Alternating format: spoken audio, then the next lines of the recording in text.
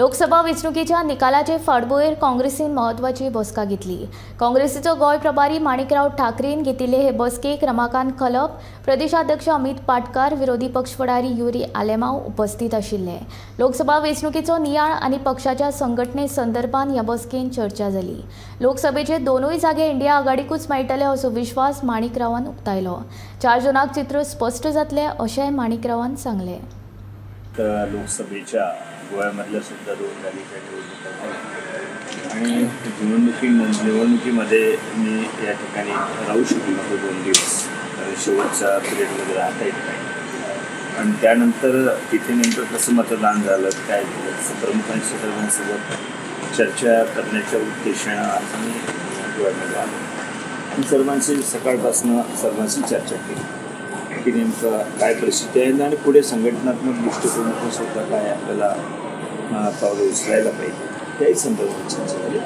एकूणच चांगली चर्चा झाली। बराच वेळेपर्यंत आम्ही चर्चा करत होतो।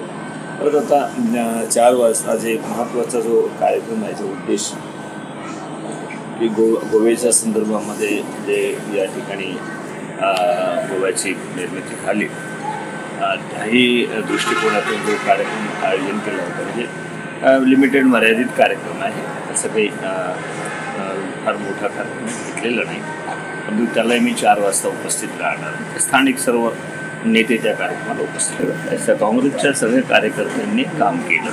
आता याच्यानंतर आमच्याकडे जे काही रिपोर्टिंग कोणी काम एखाद्याने केले नसेल तर ते अद्यापपर्यंत काही आलं नाही, त्याची माहिती मिळेलच। पण एकूणच कुठल्या विधानसभा क्षेत्रामध्ये कशा पद्धतीनं काम झालं, कशा पद्धतीनं मतदान झालं याच्याबद्दलचा सर्वसाधारण एक चर्चा आढावा त्या संदर्भात घेतलेला आहे।